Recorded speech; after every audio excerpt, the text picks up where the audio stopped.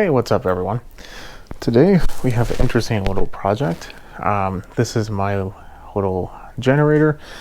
So far we've made the little dolly, I suppose, that was a lot better than just a piece of plywood that was on.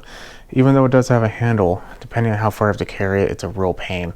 So this is going to be a lot easier. It's compact, it was easy, it was cheap, I'm happy. So there's a couple other things though. This is a Kawasaki FA76D, and I'm not sure if you can tell or not, but I'm not a Kawasaki employee or anything, but I don't think massive amounts of globs of RTV or whatever that is came from the factory. I could be wrong, but I don't think they were doing that. This runs more or less fine. So I was having a little bit of a problem before because I think I am experiencing a little bit of a vacuum leak. When it gets warm, it doesn't appear to be a problem, but the time it does become a problem is when it's first starting. It takes a while for it to kind of even itself out, but once it does, it's golden. So what we're going to do is we're going to clean the carb, empty out the tank, because I don't know how old that fuel is. I think it might be as of June of last year, which is roughly, it's the end of January now, so 7 months, 8 months, let's say 8 months. Empty out the fuel. Air filter could be better. We're going to take care of that. We're going to do a little general cleanup, spark plug, and just general maintenance, but it's kind of weird. I hope this is the right carb kit. For whatever reason, this carb kit, or gasket kit, really diaphragm kit, is very hard to find.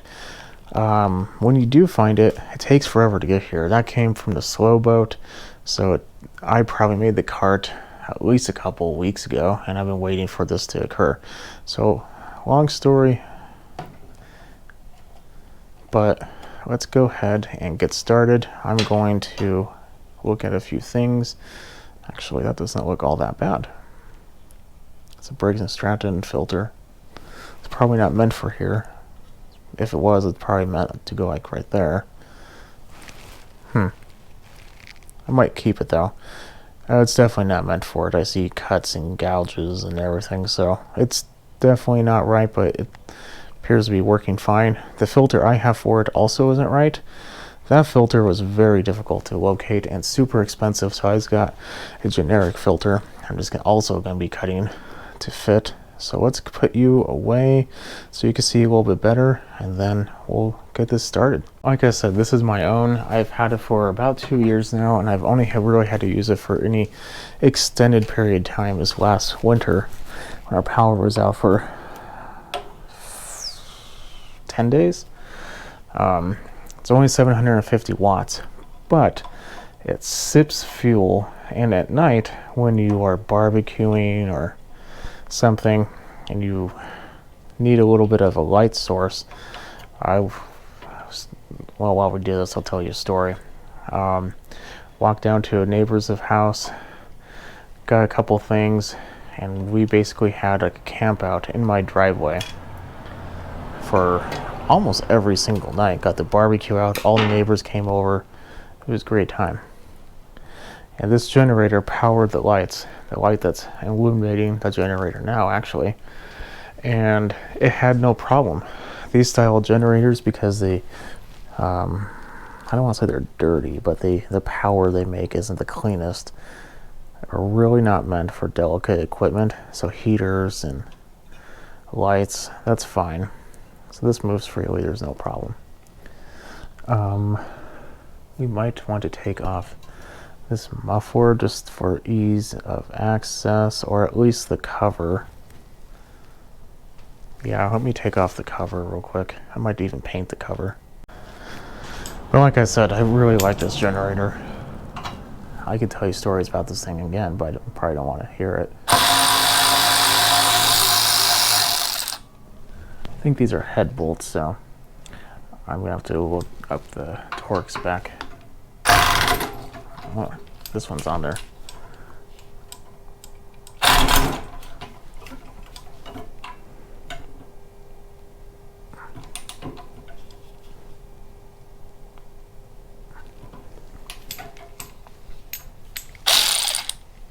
I don't like that. I'm gonna get a normal impact for this one. Probably shouldn't be using an impact driver on this, but yeah, I don't want to. I think I'm gonna get a normal ratchet. It seems a little grimy. I'm taking this off.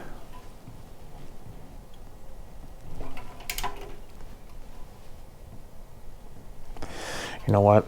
That's scary. I have a feeling if I go any more, I'm just gonna break it. So I'm just gonna tighten it up where I've got it from and not worry about it. You know? So the last thing I want to do is cause a bigger problem than what I need to.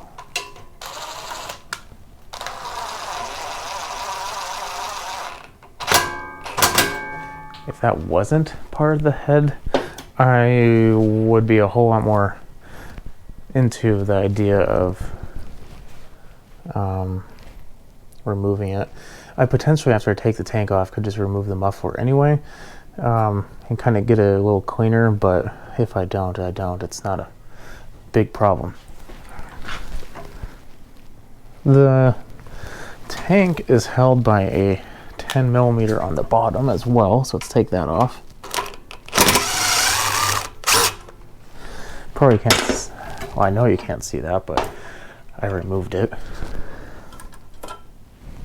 Is there another? Nope, just one. Very good. Now these are not going to be fun. I'm wondering if it's just going to be easier to take off the whole thing. How does this governor setup work? It looks like it's all independent, so that's good. So it's going to be really hard to get the screw back there with this in the way, which is the reason why. But it's also going to be very difficult to get that off. Also with it, okay, whatever, we'll just take this bolt off. Did it break? Yes, it did. It broke. Boo. Gonna have to drill that one out.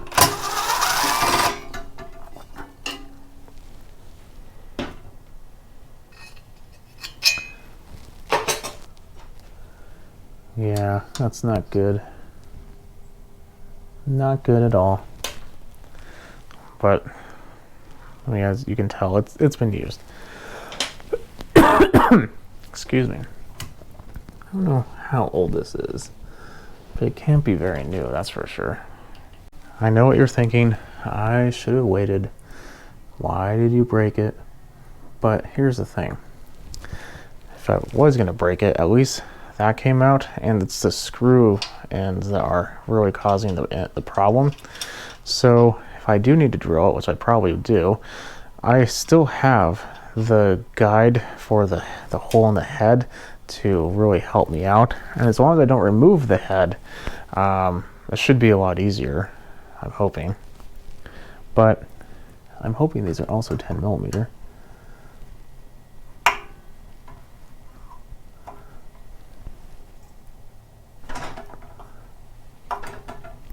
They are.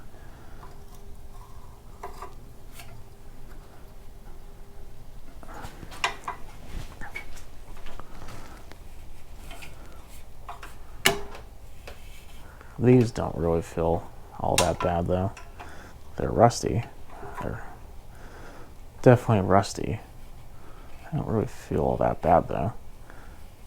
Now I said that, it probably will snap now. But so far, it appears to be okay. Okay, I decided to bring it back because I wanted to kind of explain what I meant by dirty power, because it's not like you know, you're going to get like a generator STD or anything. But what I mean by dirty power is this. If you were going to look at the output of this generator, you would see a sine wave because it's putting out AC electricity. So basically the power that's coming out, it's both negative and positive. So, and it switches back and forth, alternating current. I know, funny names, huh? So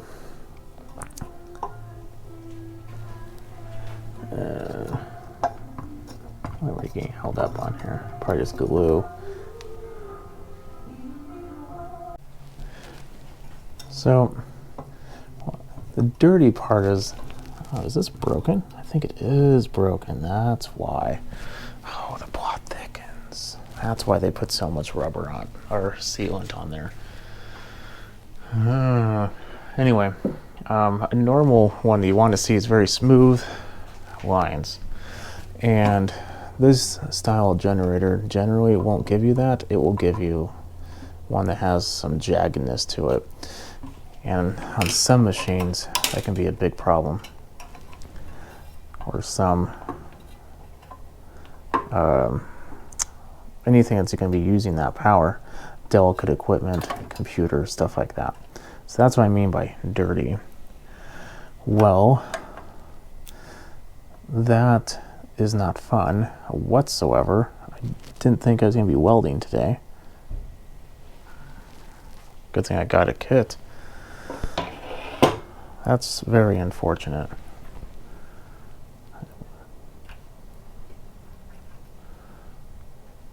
And even then, this is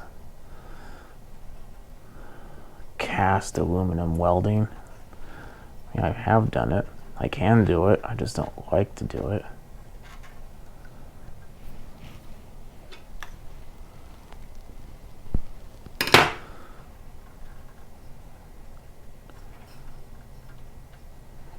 Don't know why this is stuck. I think the more of the same sealant they put on there. Yeah, it's on the threads. There we go.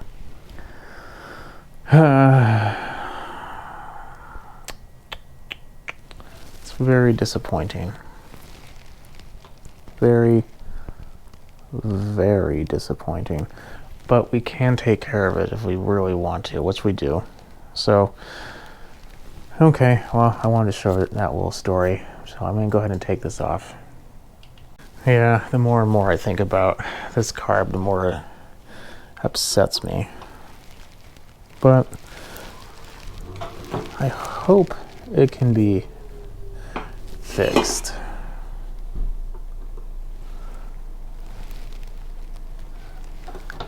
I'm not the greatest of aluminum welders. You add in the fact that this is cast aluminum. And the good thing is, though, after I get done cleaning everything, the only real concern I have is this, because I don't want to get super hot where it melts or it gets it damaged. So I'm going to see if I can take that off.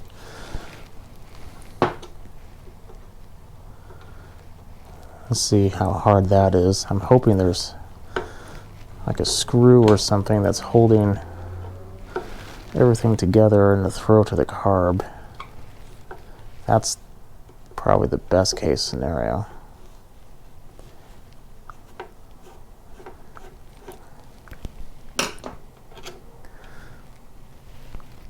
I definitely was not expecting this. That is for sure.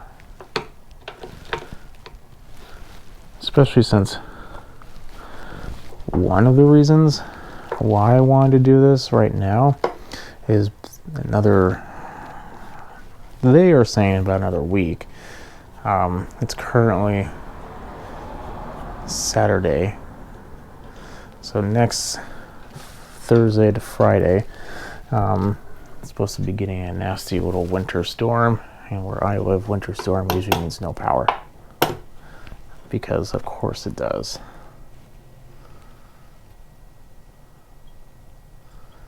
was almost afraid to see what else I was going to find in here. You know? I'm glad to see it's practically the same as a Briggs carb, or Briggs setup, at least in the tank. Oh, there's even a jet right there. Interesting.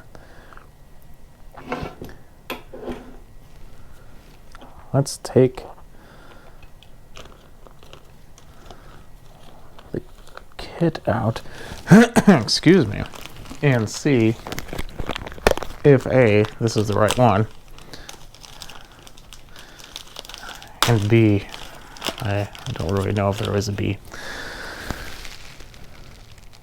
It looks like it's the right one. Yeah, that fits. That's good so far.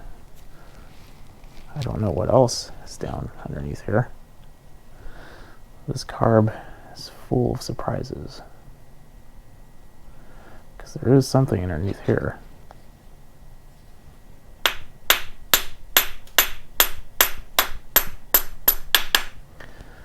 I just have to wonder how that broke.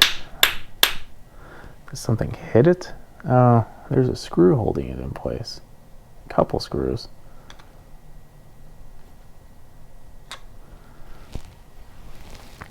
So we need to remove this gasket anyway.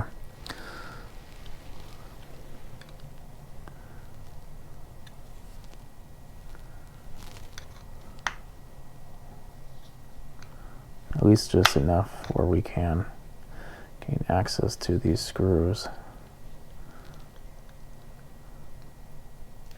That was a lot easier. And that gasket's just bent. It's nice and brittle. That was mainly the reason why I did this too. Oops. Because I knew it was going to be old and nasty. And I like to keep stuff like this, because if like a weed eater doesn't have what it needs, it's really not the end of the world. But if your power goes out and the generator is not running, that can be a significant issue. So I like to keep this type of thing fresh. Yeah, fresh, there's a good word for it. Is there another something holding it on? I don't think so. Huh? What was that? What is this? Oh, that was inside up there. Okay. Put that with the screws. There should be another one too. There is. There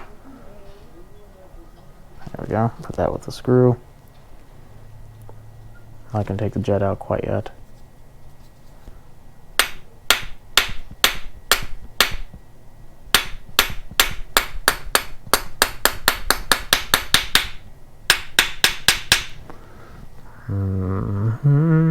It's gonna be annoying.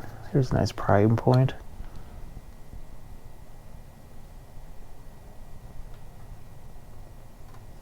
There we go. Got it. Yeah, that was not gonna come off just hitting it.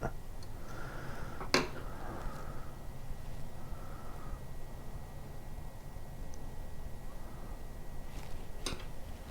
have to be careful so you don't mar the surfaces and damage them.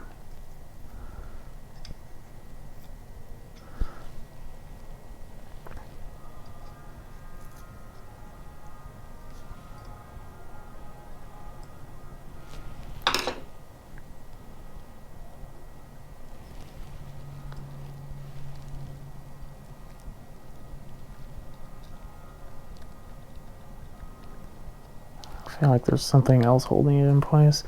Excuse me again, man. Let's take this jet out. Put that in there, just in case. See if there's anything in there I can see. Not really. Could just be the gasket. Yeah, I think it is. It's a gasket.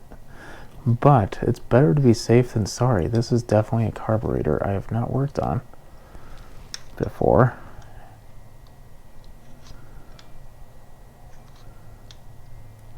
Like for instance, the old Briggs carbs, you have to take out the center jet before you can even disassemble it. So if you go all hardcore and crazy and start prying on it, you're going to damage it. Didn't want anything like that to happen with this one.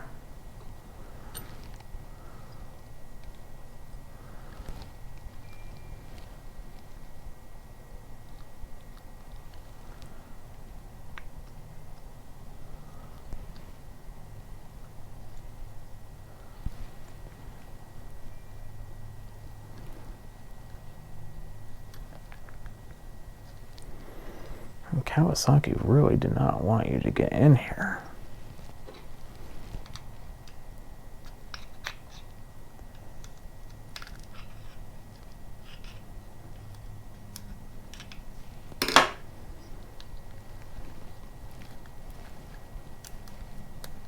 There we go. That piece seems fine. This, on the other hand, looks to be a tad on the rough end. Now, let's remember the diaphragm side was facing the flat machine surface area, which isn't too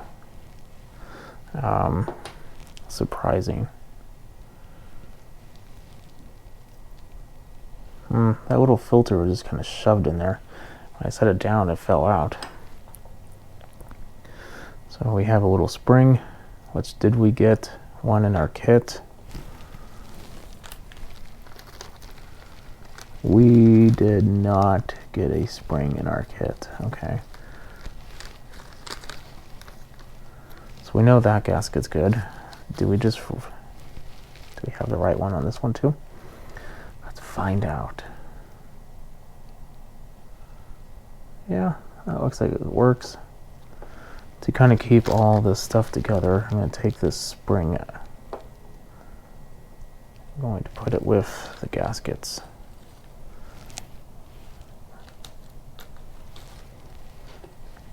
Okay, so that is easy enough to take out. Looks like we just have to press that together and it should come off.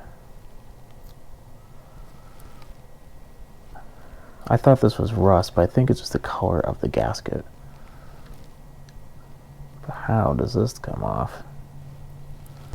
Potentially, I don't really see anything on the inside, but potentially, once we take off the gasket material, we can find something. I'm going to take a little time, because it's probably boring just watching me take off little bits and pieces of gasket. I'm going to get this cleaned up a little bit and bring you back. So I ran into a couple things here. So I was looking at this and I'm like, well, this seems really soft. And then I'm coming over here and this is JB Weld, I'm assuming. Odd color for JB Weld, but it's very, very hard. But it just comes right off. So I'm guessing power went out. Then they decide to go out, put this next to like a tree. Tree limb fell on it, broke the carb. Some guy was like, hey, I could totally just JB weld that. Tried it, didn't work. Instead of, putting more on there, which I'm glad they didn't, they decided to go on the internet and see how much of what a new one was. Couldn't find it. Went over to their local store, got some RTV or gasket maker or something, and decided just to globber it all on there. Because that's just, it's on there in parts and places. You really have to find like a good place to pry up on it. I think I'm going to soak this overnight in my ultrasonic cleaner, and that will kind of give me the opportunity to kind of soak this, get the oils out of it if possible. It's a TK carburetor. Okay. And when looking at this, I think this is actually also aluminum, because it looks like it's aluminum on the inside and there's nothing holding it. So I think this was on there. And I'm not going to be doing a perfect weld around here because it's cast aluminum, so I don't think I'm gonna have a problem with that. So far I don't see anything I would potentially damage except for this, so I think we're okay, but who knows. So I'm gonna put this in overnight. There we go, it's got a nice chunk. My nail, that's the key. And try to get this cleaned up. Might as well take this jet out. I looked at it and I tried screwing it in. It was a half a turn in. This is mainly for my memory and for you to know as well. Looks like there's also a little spring in there. There does not appear to be anything else in there. Just like a hole of that probably meters fuel through. Sometimes there's like on the Briggs, there's another jet you have to, or another piece of brass that has that in there. This looks like it's actually part of the body. I mean, I guess this too. This just seems like it's part of the idle, but I guess it's not. So I guess we'll count. Half, 1, 1.5, 2, 2.5, 3, 3.5, 4, 4.5. Let's say 4 3/4. I don't know what else this would be besides. Unless inside there, this stops the travel. Yeah, that must be what it is, because this is a blunt end. It's like one of those, it's like one of those off of my mind just went blank, like an ATV carb that will have something like that. Mikuni, there we go. Okay, well, sad date. Oh, that's how it was held in. Never mind. Okay. Now we know what this was for. That's to hold that in. Now hopefully I can remember which way it goes on. I might have to look at the camera, but that's okay. Now we just need to take this off, which I'm hoping is just a simple little squeeze.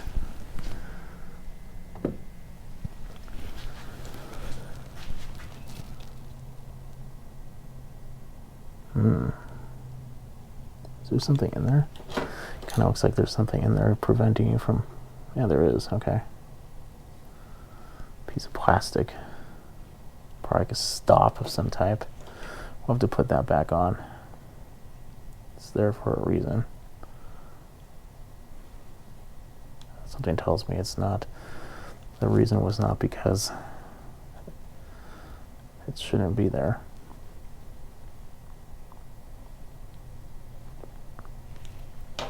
Now that it's kind of out and started, we can gently press up on those.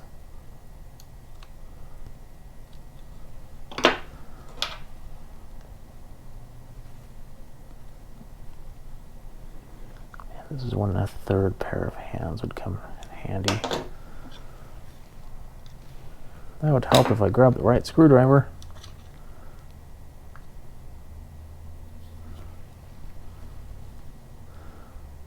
Okay, I'm going to work on that a little bit more. I need to compress it a little bit and, you know, work some magic. A couple days later, I'm a little older, a little wiser, but at the same time, I got a couple things done as well. So I've cleaned out the tank, cleaned the top of the surface. I mean, it's a little rough right there. I might spend a little more time doing that, but it's pretty decent. This little cavity, I'm not quite sure about. I put the Dremel in there with like a wire brush, took a lot of stuff out there. It's still a little corrosion-y, but it's just what's going to happen. It did run. Inside the tank actually doesn't look all that bad. I don't know if you can see, but it's not horrible. This is the fuel that was in there. Now, mind you, this is mine, so I'm the one that did that. Yes, I know. That's what happens when you forget that you have a tiny little machine, and then you remember it when the winters comes, and yeah. And it did run on this. It probably still would. It's still decent gasoline. but it's not the greatest. What did I do in the meantime? Well, I got this done. As you can tell, the carburetor that was in many pieces is now in one piece. It's not perfect, however. I tried to get in here, but the metal in there is just really bad. It is cast, so yeah, but the outside is flat. There's a little of a divot there and a little bit right here. Inside, I shined a light. I cannot see through on the back end, so I think we're pretty much sealed. Welding cast aluminum is not the funnest thing to do. It has a lot of crap in it, so when you first do it, you don't really get a very good, I would say, very good result. So this isn't a welding channel, obviously, but to kind of go over what I did, I was going to record it, but I don't have a right lens. More or less, you put it together. I clamped it together, put it on a flat surface, and that way it kind of keeps the two pieces together. I could try to maintain the flat surface over here, even though it will warp. I knew that. I was going to have to clean it up a little bit. So after I did that, put it together, took my TIG welder, put it on a 5 cup with some argon. I think it was like 15 CFH or something. Went over it with no filler. Put a tack on either end to hold it in place. Went over it again. That takes a lot of crap out. Cleaned it, put some welding rod in there, cleaned it up again, went over it with a wire wheel, cleaned it up, resurfaced this a little bit. This kind of got a little misshapen because of the heat. I mean, it's not very thick and it's cast, so I kind of wallered that out, and here we are. It fits. This I did have to make a little bit bigger, as you can tell from the screw hole. Mainly I think it's just the warping from the welding, but I think it should be fine. So now we have our tank, and I'm going to put it on the machine because I think that's going to be easier. We'll just treat this like a Briggs engine. Something before I do, by the way, I did take this off, cleaned it as well. But this is pretty much the thickest gasket paper I have. It's pretty thick, and because I did have to kind of re-flatten that, I don't want it to be leaking, so I'm going to make a new gasket out of this paper material, because the old one, it's pretty thick, but I'd rather have at least one extra just in case. Kind of gets rid of the possibility. So let's get a pair of scissors. I don't have my normal pair, so we have to use these, which I use for a bottle opener in the garage.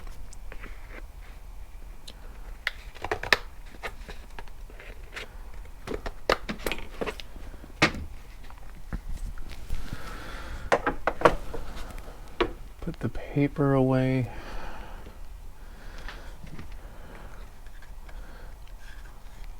I need to get my ball peen hammer out. Couldn't quite find my small one, so we have to use a normal size hammer.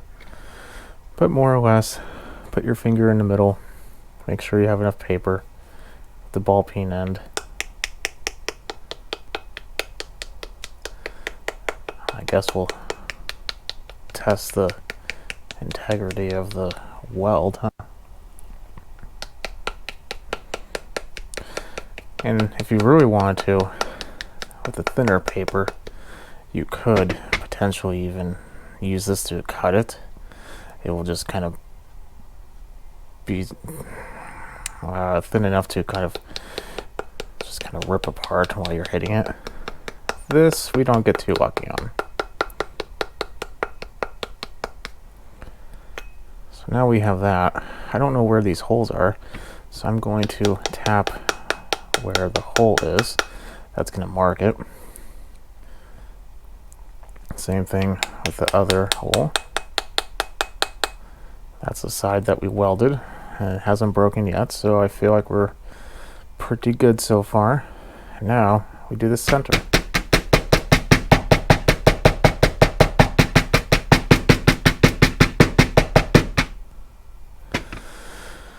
Now we have a good little template for a punch as well as just cutting out the side. So I'm going to go and get my big punch, cut the hole out for the center, cut the 2 holes on the side, and then we'll be ready. The tank is installed pretty loose. I mean, I can still move it, so don't have to do anything there. And on the side note, I did drill and tap the head bolt. Has a new head bolt. That one was the one we were able to take out, so we should be ready to go with that one when the time comes to put the exhaust shield on there. We'll just take that right back out and we'll be okay.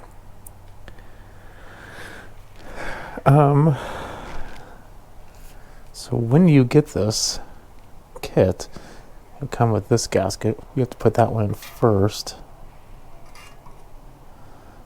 Orientation of it though, let's see. I think it's like this. Yeah, there we go. Excuse me.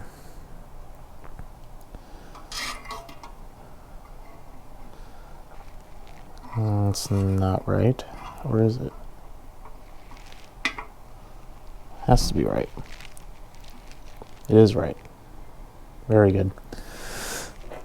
Now, that does go on there.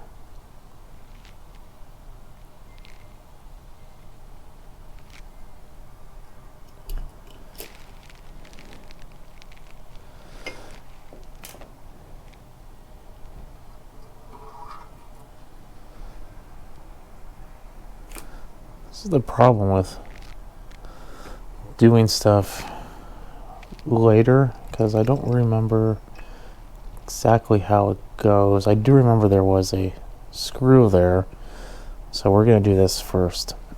Excuse me, man. As a general rule of thumb, whenever you are doing diaphragms, the smooth side is where the diaphragm is going to ride. So we need the gasket first. I'm going to put the gasket on. Not like that, we're not. Yeah, that's the same way we just put it on. There we go. There's a little locating mark right there. Can't forget about that little spring. That would be probably bad. So let's not do that. Springs,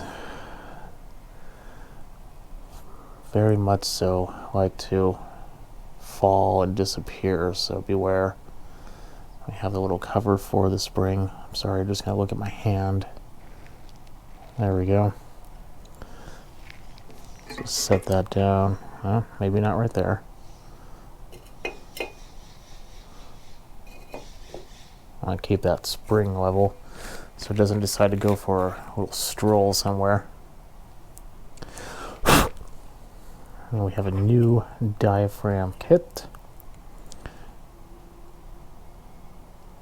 or a new diaphragm. So there we go. This fits in here like so. Then those flat-headed screws go in these areas.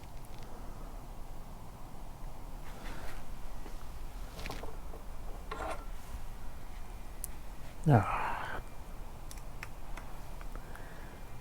know where my other screwdriver went, but oh well, we'll find it. It's not too important. This works. It doesn't have to be super tight, just make sure it's on there. We are dealing with aluminum. We don't want to have to do yet another repair on this carburetor. So, I did a little research. Not only is this carburetor, I'm not sure if I mentioned it, super hard to find. It's super expensive when you do find it. This kit, however, was not.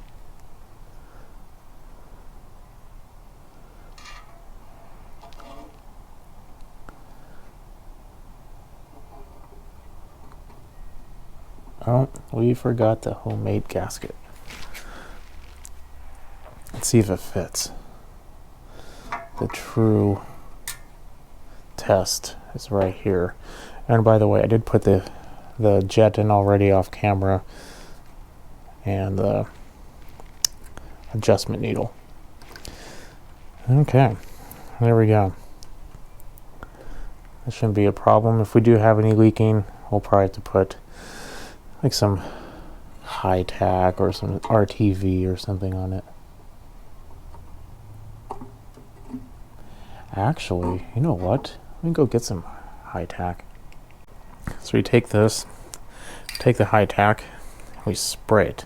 Except I like to spray it out of the way of anything. So what I'm going to do is I'm going to take a pair of needle nose pliers, kind of just hold it someplace like right there, or actually right here is probably better. And I'm going to spray both sides and put it back on and bring it back. I don't use this a lot, but in times like this, I used to use it a little bit for like primer bulb, or the little gaskets for the Briggs and Stratton when the person put the cover on so tight that it warped it and they can't prime anymore. That's really about it. Some people will put it when they do like rebuilds and they want to make sure the sump doesn't leak. I'm not really a fan of that. Not at all. Okay. I'm going to put in the screws.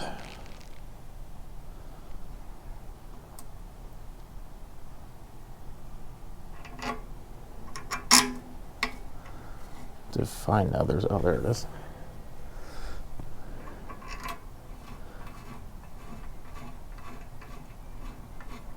That's a nice, I hope.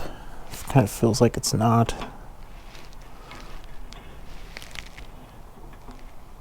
Come on, find your hole. There we go.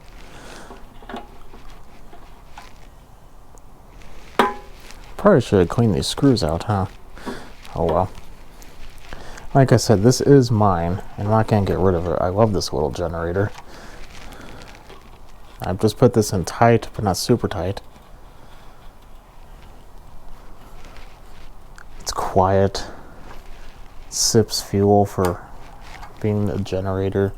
And it's like one of the perfect things for when you just need a little bit of lights or something, like a real small heater, like a 750 watt or a 1500, but you just have to turn on low. It's really good for that.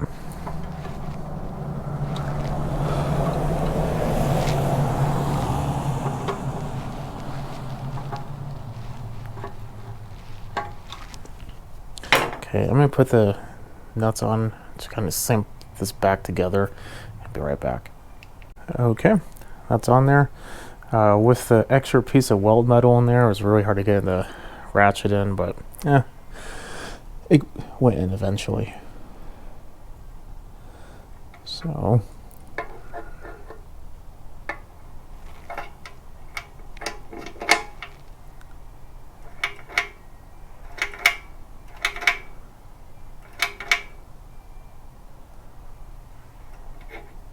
is that the correct way? So this should be full throttle, and this should be idle. It does not move, so that's not right.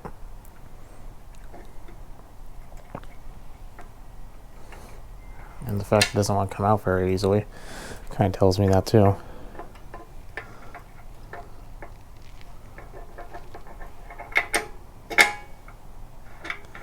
Full throttle, idle, and then this is both the idle and this like retaining screw, whatever you want to be.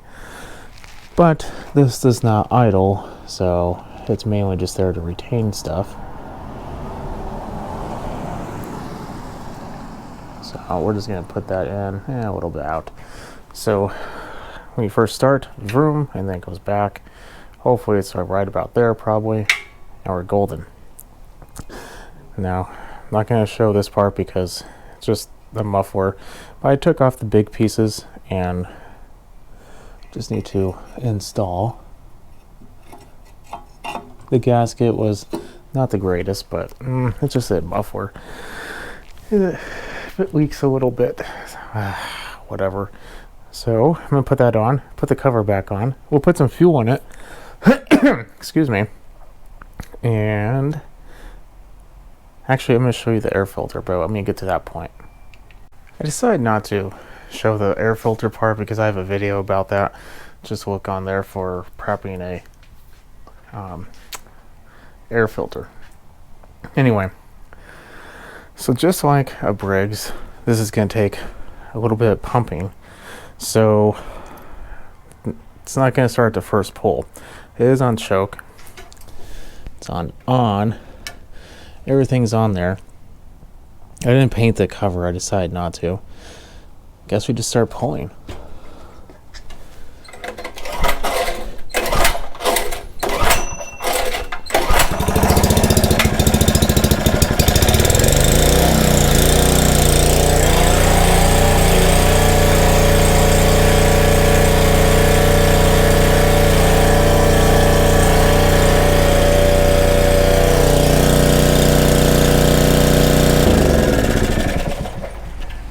Excellent. It runs, and the carb appears to be doing good. I don't see any additional cracking at all. I think we might have to tighten the screws down a little bit on the carburetor, but other than that, I think that's it. Let me do that, or it could be me just spilling a little bit.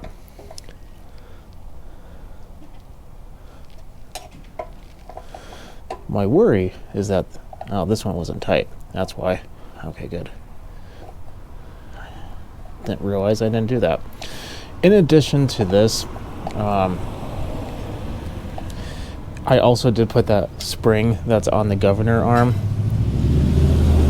or excuse me, the linkage on. If you don't put that on there, then it has a very high tendency of leaking. So don't do that. Other than that, let's give it a pull again and see if let's get a little towel here, wipe up some of this fuel, see if it gets any more. It might be a little bit, but not too much. And choke.